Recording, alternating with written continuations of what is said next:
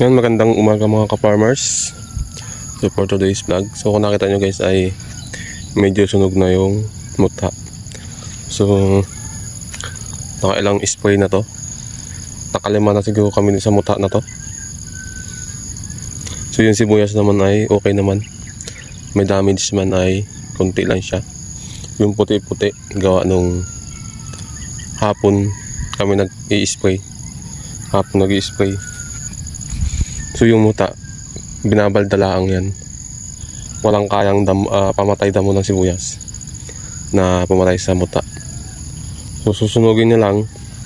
Pero may namamatay man siya. Pero konti lang. Talagang hindi kayang patayin yan. Yung muta. Susunugin lang talaga. Tignan naman. Napakapal ng muta.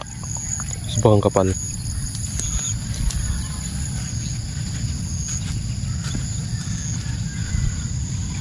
So tignan nyo naman yung sibuyas. Kung makikita nyo, wala siyang ganong tama ng pandamo. Ayan yung ganito oh. So maganda pa rin naman yung sibuyas, yung dahon niya.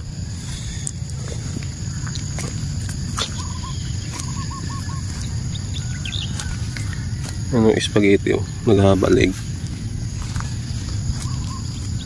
Ang katulad nito, kapal na muta oh. So, ganun lang ginagawa namin. Susunugin lang yung dahon ng muta para hindi makaarangkada. Para yung sibuyas umangat.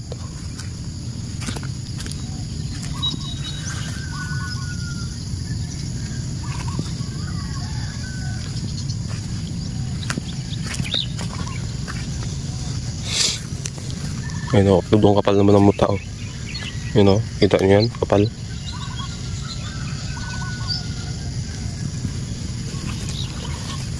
May laman na o. Kaya lang tumba. Yun o, daming gawa nung pagkakaulan na malakas. Nagsilabasan.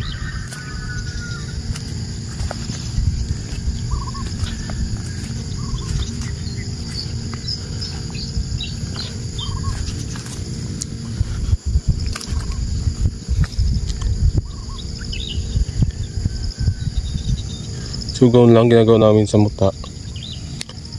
Spray kung nagpatubig para maiwan lang yung muta. So 5 beses na itong na-spray na muta. Kaya medyo lumaki na rin yung sibuyas. Ngayon, nabubuhay na ulit yung muta. Gawa nung umulan na naman ngayon. Ito yung panahon no? Madilim. Kasi umulan kagabi.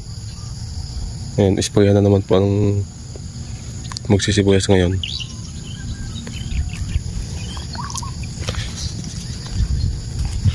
So yun lang naman.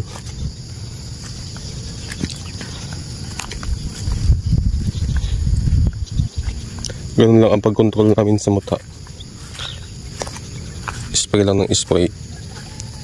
Ayan, muta, dami. Sobrang kapal.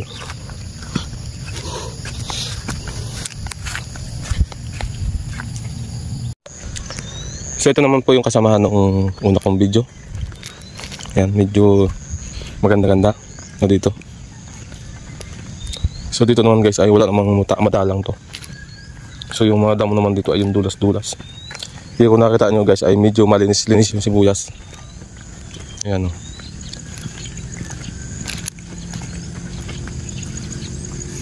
Yan, basang-basa pa. Nung linggo to pinatubigan.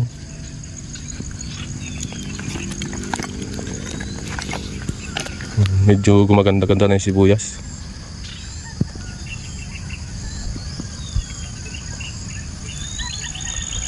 Sana ay mahal ang sibuyas. Mag 50 pesos per kilo lang okay na.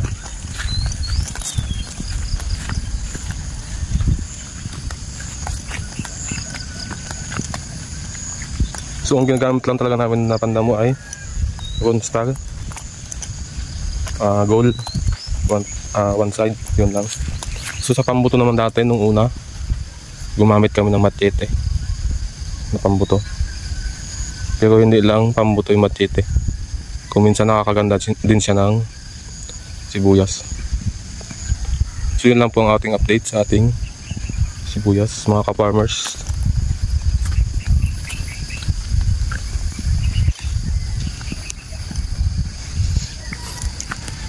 So ayan guys, nakikita nyo, may laman na siya, maliit. Ayun. Ayan, maganda-ganda ng tignan guys pag malaki ng sibuyas, lalo't pag may laman na yan. So sa panguod naman ay isang beses pa lang kami nakagamit dito. One side at saka one side. Yung pre-baton bago yung